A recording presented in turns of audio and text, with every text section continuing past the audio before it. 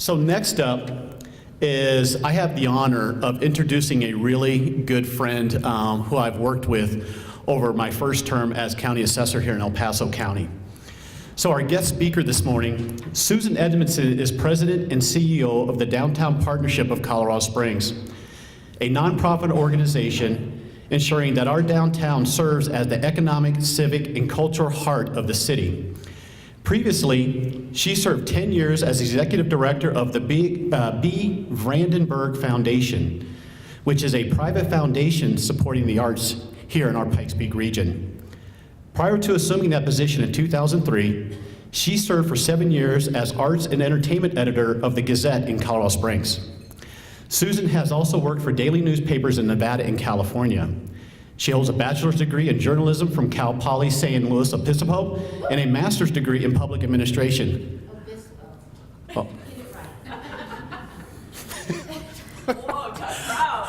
All right, I'll try that again, Nat. Okay. Yeah, okay, so in journalism from Cal Poly San Luis Obispo. Am I okay? All right, we're gonna have to talk, is it T-John or Tejon? All right. So, and has a master's degree in public administration at the University of Colorado, Colorado Springs. She serves on the board of the Colorado Springs Fine Arts Center and the U.S. Olympic Museum and is co-founder of the Cultural Office of the Pikes Peak region. Please join me in welcoming a good friend of mine, Susan Edmondson.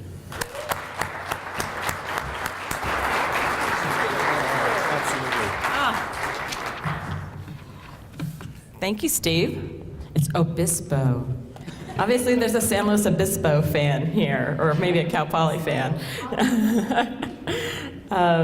Thank you again, Steve, for having me here. What a fun group. I just walked in 10 minutes ago, and someone was talking about whiskey, and then I see all these gifts up here, and so I wasn't quite sure what to expect, but you seem like a fun bunch to hang out with. So let me also say welcome to Colorado Springs, and in particular, downtown Colorado Springs. I hope to share a little bit today about all that's going on in our county and our region, and I hope for those of you who've been here before, you'll be seeing changes and are noticing a lot of good things that are going on in our community that we're happy to share a bit about. And I will say our organization loves working with Steve and his team. They're super helpful, and they make our world so much easier to deal with. And I'll talk a bit about that in a second. Well, let me see if I can figure this out. So we do feel like Colorado Springs has a little bit of mojo going on these days. These are just some of the rankings that we've received just here in 2018 from reputable sources like USA Today,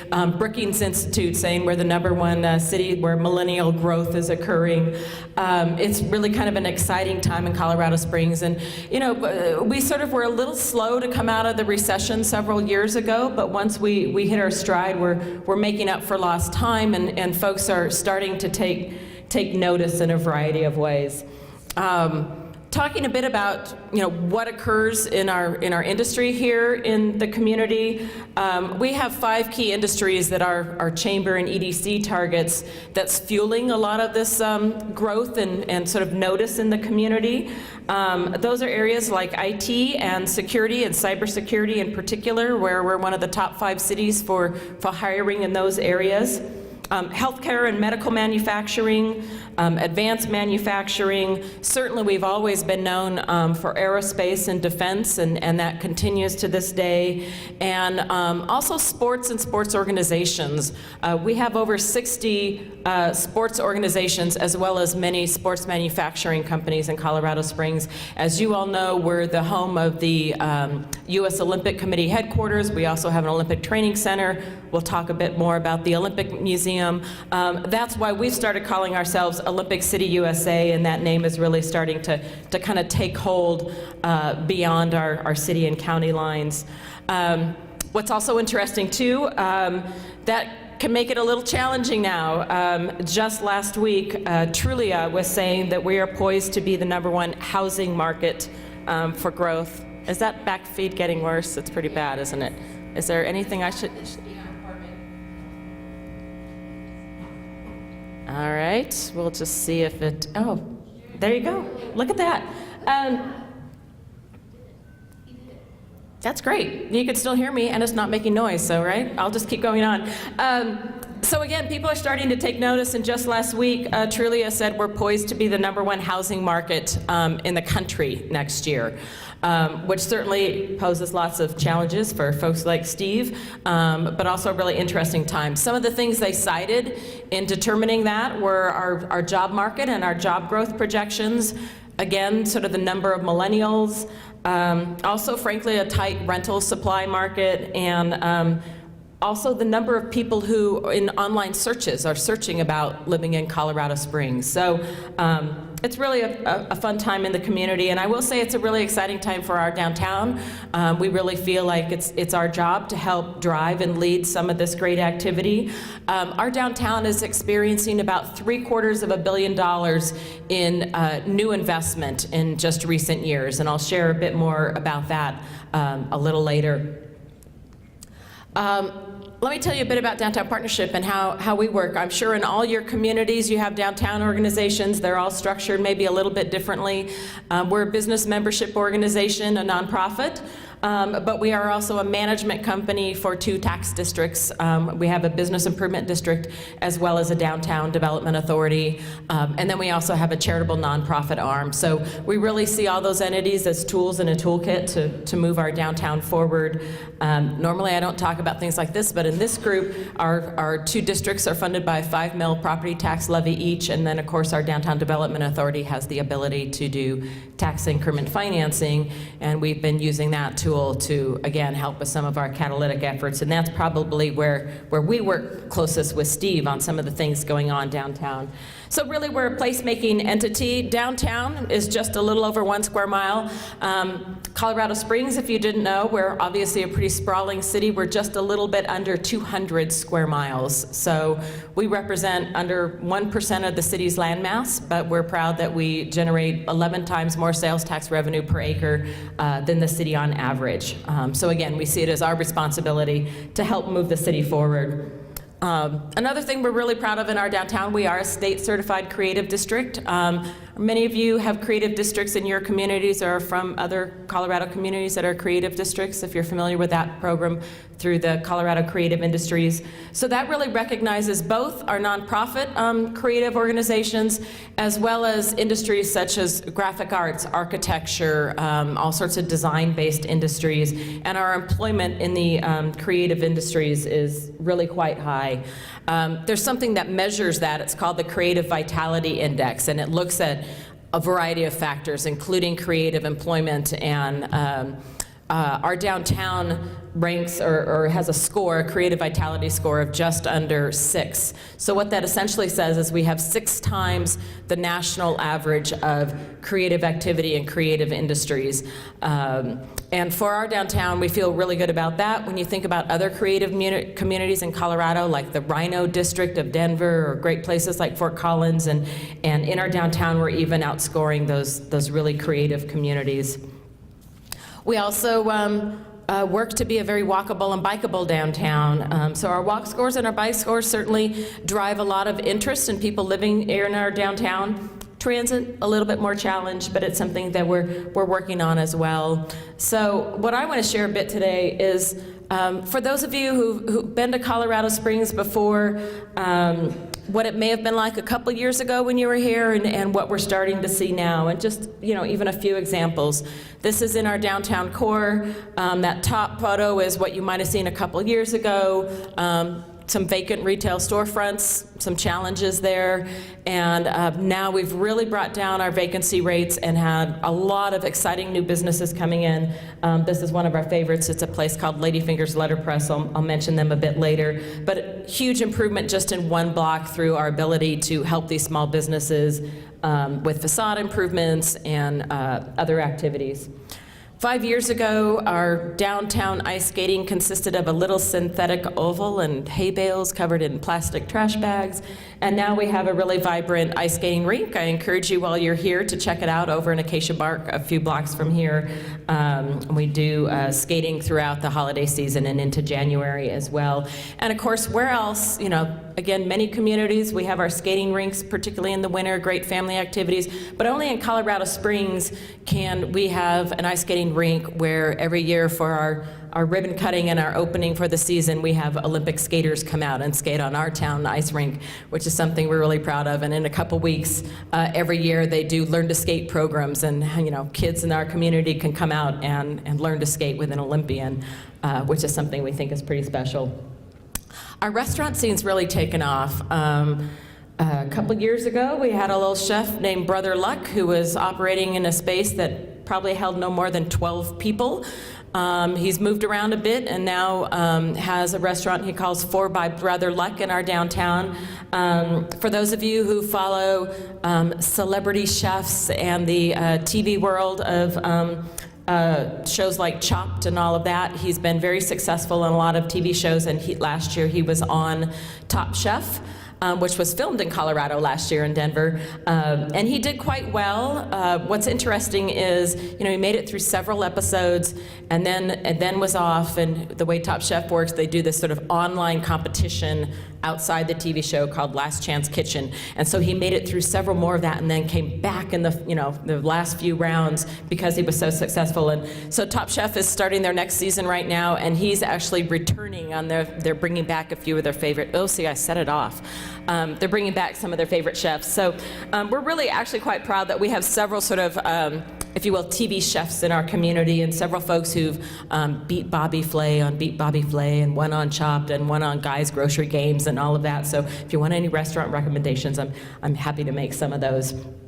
So every year we issue a State of Downtown report where we're tracking, things like building permits filed, real estate, property values, sales tax, and such, to see how we're doing in our downtown. And as I mentioned, we have about $750 million in new investment occurring. That's both public and private investment.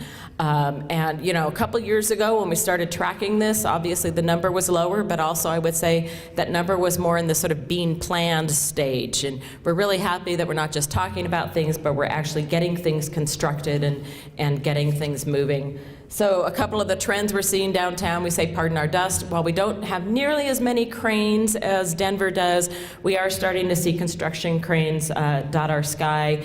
And we're also doing a lot to improve, frankly, our infrastructure, our roads and things like that many communities struggle with, and we've been investing a lot in improving our infrastructure. We're also starting to see growth beyond our core. Whether you call it T. John Street, which I never do, or Tejon Street, it is sort of our main street, and it's thriving, but we're starting to see a lot of activity occurring kind of on the periphery of our downtown, which we think is a really healthy trend to see. And all of that is resulting in increasing visitorship. So whether it's more people coming to our cultural attractions, more people coming out for things like skating and shopping and all of those things. Again, for a very suburban community like we are, it is not an easy feat to bring people from the comfort of a suburban home to come into a more eclectic downtown area. So it's something that we work on every day. So talking a bit about some of the things we have going on in our downtown residential. We know we've been very behind in that. You know that one thing that really helps a community thrive is when you have people living and breathing 24/7 in your downtown. And we had very, very limited, if you will, residential population downtown. So we've been using our tax increment financing and some other incentive tools to create more residential in our community. So you can't get a more dramatic line than that, I guess, if you want to look at our residential growth, because obviously we were starting at almost no new product being delivered, and now we have about 600 units that are in our near-term pipeline, and really a couple thousand more that are probably in the next decade to 15-year pipeline. So this is everything from very large projects, but we're starting to see some nice infill projects too, like 20, 27 unit apartment complexes that are nice little infill projects, a whole variety of kind of living styles. But I think nothing makes it sort of more dramatic than this one instance we always show folks.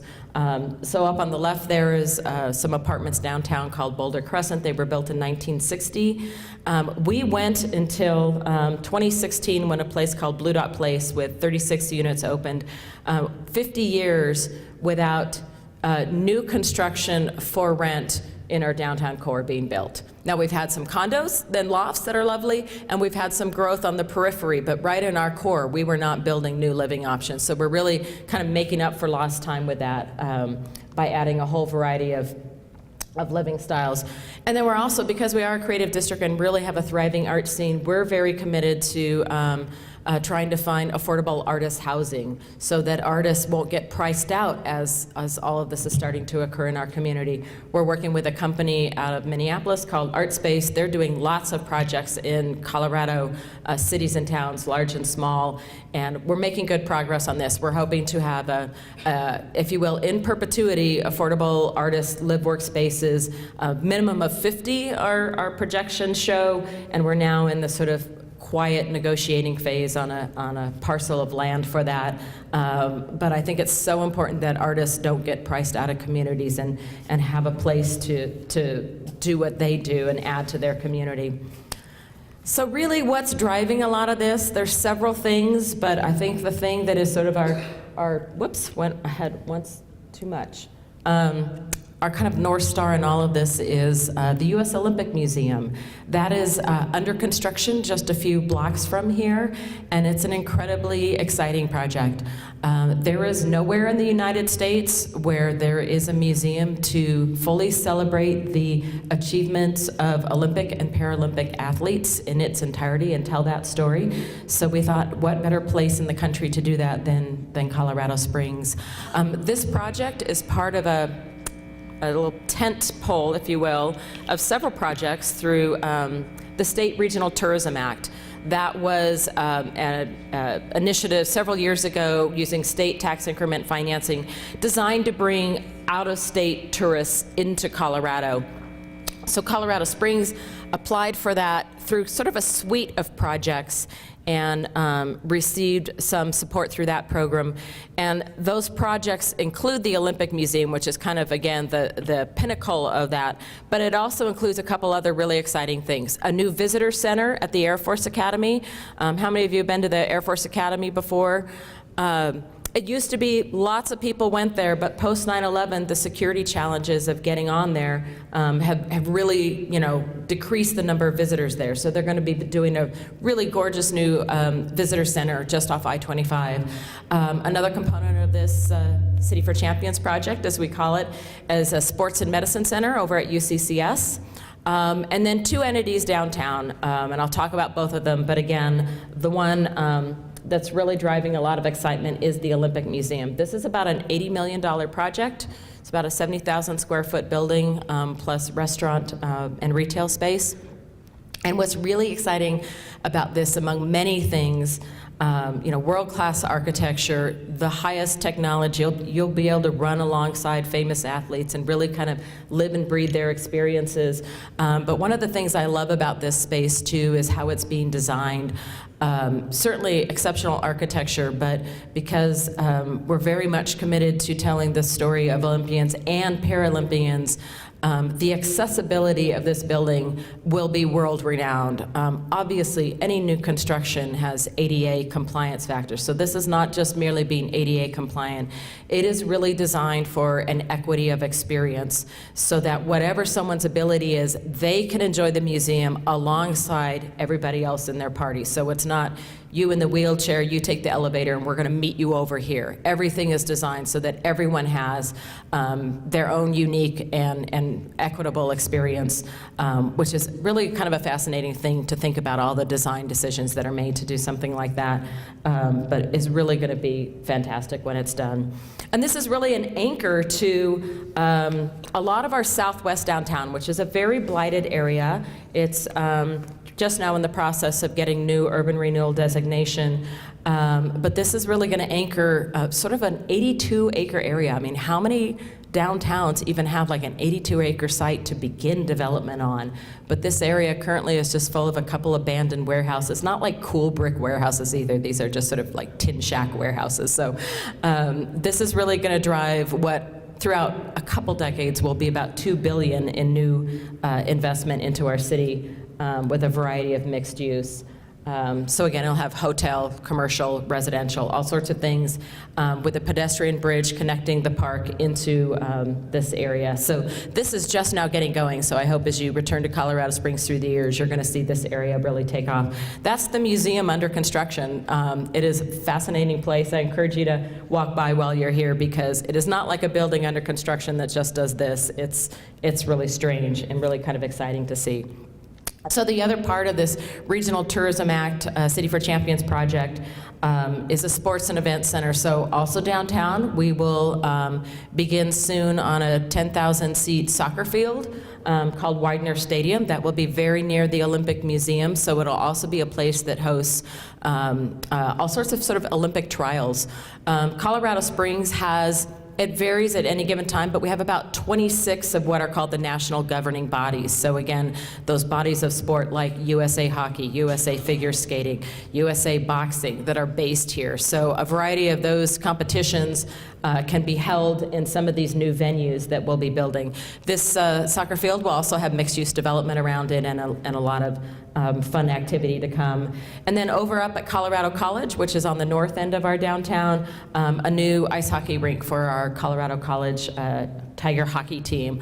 And again, other types of Olympic activities and trials that can occur in this space. So for me, I think about the excitement of game day downtown in a couple of years, where throughout our downtown we could have thousands of people visiting for all these activities at once, and moving them about and having them enjoy our space will be both a challenge and frankly a delight as well. All of these things are really driving a lot of excitement in our community. And what we're seeing downtown just in terms of hospitality, we've been a little underserved in our hotel products. We have this facility certainly with the Antlers and the Wyndham 2 blocks away, the Mining Exchange, but don't have a lot of hotel product downtown. So in the near term, in the next 2 to 3 years, we will have doubled the number of our hotel rooms with new products coming online. There's a Hilton Garden Inn going up, there's a dual-branded Marriott going up, there's a Hyatt Place going up. Those are all driven by the excitement of these new projects and the tourists that'll be coming for them, as well as what anyone wants when they visit a community, and that's sort of a walkable, bikeable, pedestrian-oriented environment that we strive to provide downtown. So all of these are in the near-term phase, if you will.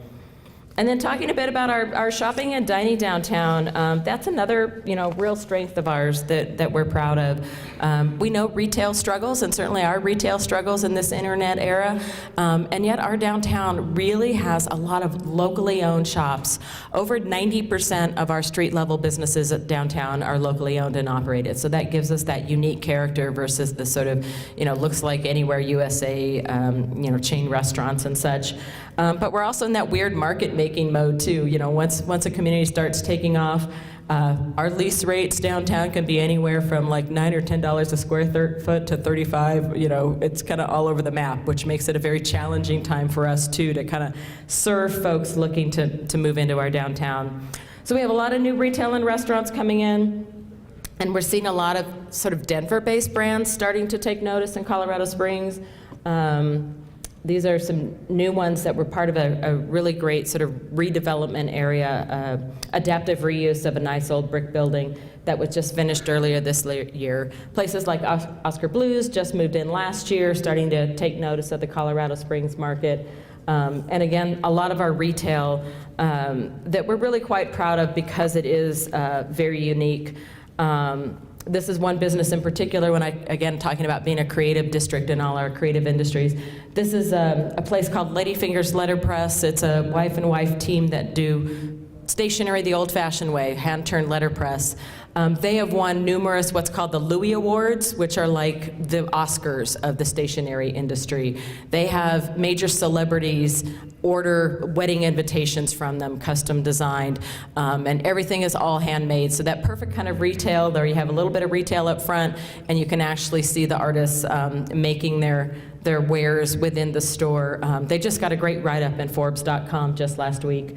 But the kind of thing that we like to foster, that artisan manufacturing in our downtown. And then finally talking a bit about, well, who's working in our downtown? We have a workforce of about 29,000 in our downtown area, which really drives a lot of our city, but we certainly would like to grow that and are starting to work on that. We're seeing more and more tech companies take an interest in our downtown, a few of those that just moved here and opened here in the past year, like Formstack and Altia. But again, going back to what some of our key drivers are, the sports industry. So USA Basketball headquarters, located actually just under the headquarters for the USOC.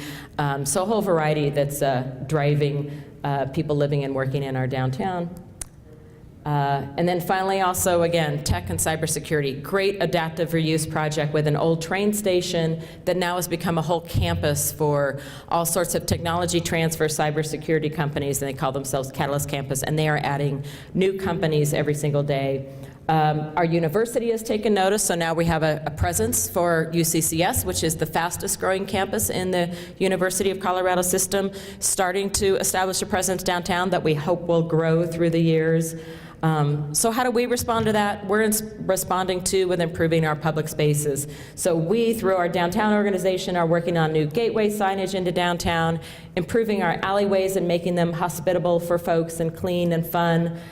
We added a bike share program earlier this year.